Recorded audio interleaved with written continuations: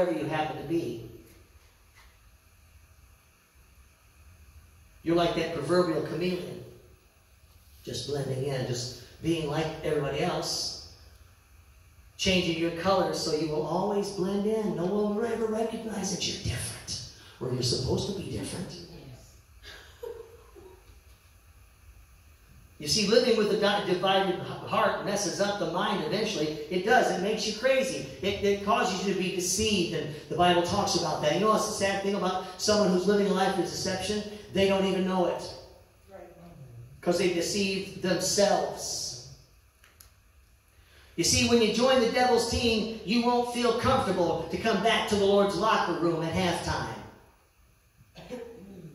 Did you hear what I said? When you're out there living and you're working on the devil's team, you're not going to feel comfortable to come on a Sunday morning to the Lord's locker room and watch this, be naked and all that. You see the strange, sad case of the Apostle Peter? It proves a pretty good example of what I'm telling you right now. Listen, on the night before his crucifixion, you should know this story. It should be fresh in your mind. We've preached it. It's been reviewed over and over for the last few weeks. On the night before the crucifixion, when Jesus met with the chosen men in that upper room, Peter took a look around and he wasn't very impressed with those other disciples that he saw in there. He said, Lord, I don't know about these guys. They look a little bit weak to me. I wouldn't count on them if you thought you could. But don't worry, because you've got me. This is Peter. You've got me. I'm your man. No matter what the rest of them do, I will never betray you. You are my, listen, do you have my word on it? I will never let you down.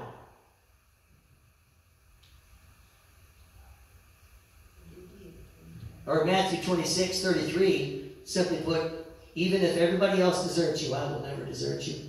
Isn't that what he said? Mm-hmm. Now, I'm sure Peter meant well. You meant well. There are people in your household and your friends and other people you've attended church with over the years. They meant well. And if you asked them, well, if you asked Peter, I'm sure he would have said, well, I know I'm a little rough around the edges, and sometimes I put my foot in my mouth. It's true, I'm only a fisherman and not some Torah scholar. But I know in my heart that I will never desert you, Lord. Mm-hmm.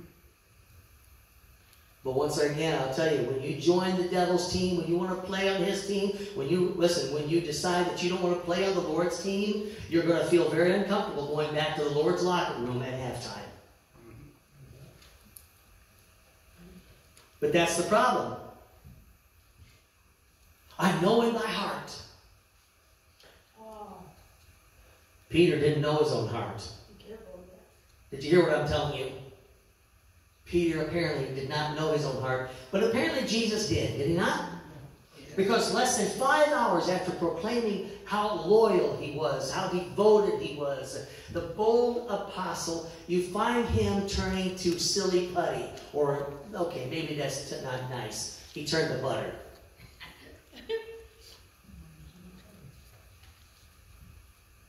So when that sordid triple betrayal was over, Peter wept bitterly.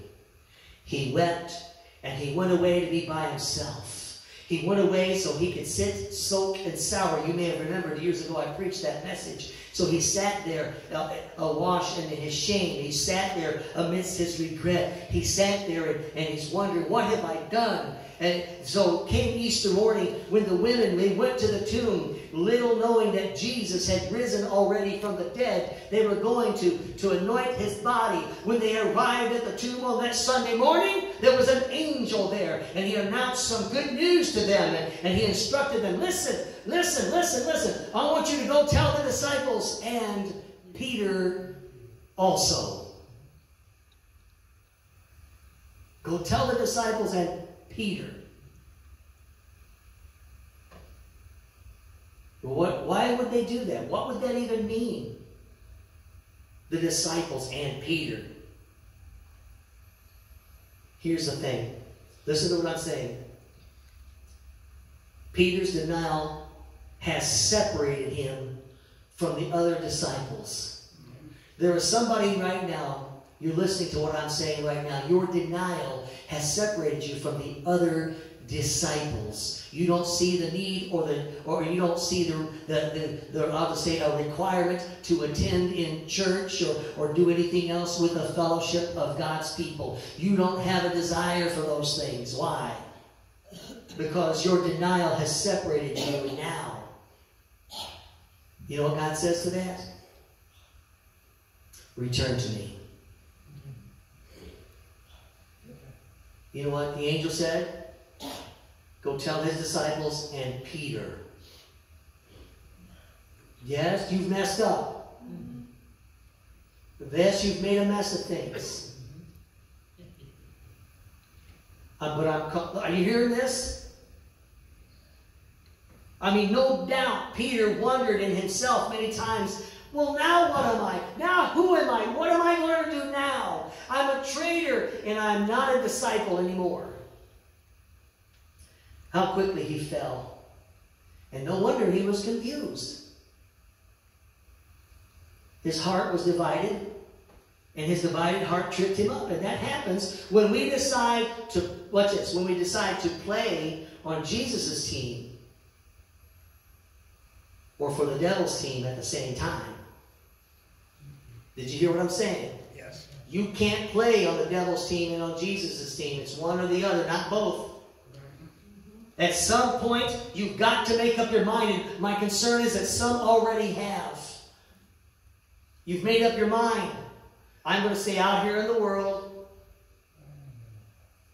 You're out there crying, God help me, God help me, God help me. He said, listen, I have a whole institution, a whole organization that my son has put into motion to help you, but you've declined to be there. You've declined to be one of my disciples.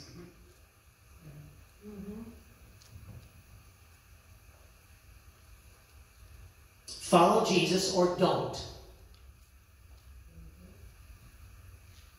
But stop messing around with the most basic commitments of life.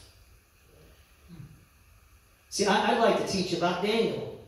I mean, I might start out first talking about how Daniel had made a decision not to defile himself with the king's food. Some of you might not be familiar with this story, but the references are in the bulletin. So maybe this evening we'll read some of these stories just to refresh you if you have forgotten.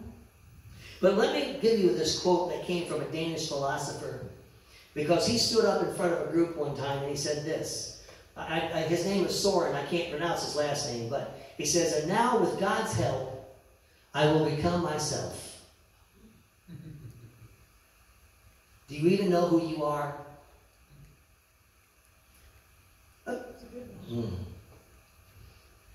Because that leads to a question that is pretty hard to answer. Do you know who you are? Because until you do, you'll never really know where you fit in.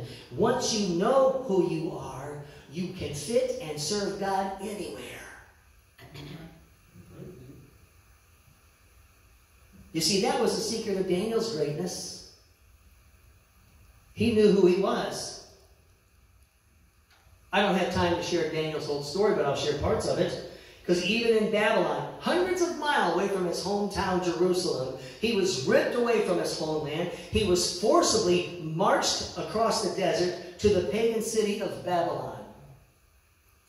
From there, as he was brought into Babylon, they saw that he was somebody who had some, I don't know, there was something about him. He seemed to be a pretty smart guy. And so they enrolled him into a school that he didn't choose. He had to learn a language that wasn't his own. He began absorbing a culture, both foreign and utterly pagan, being trained to serve in a Babylonian court. Then he was given, they changed his name.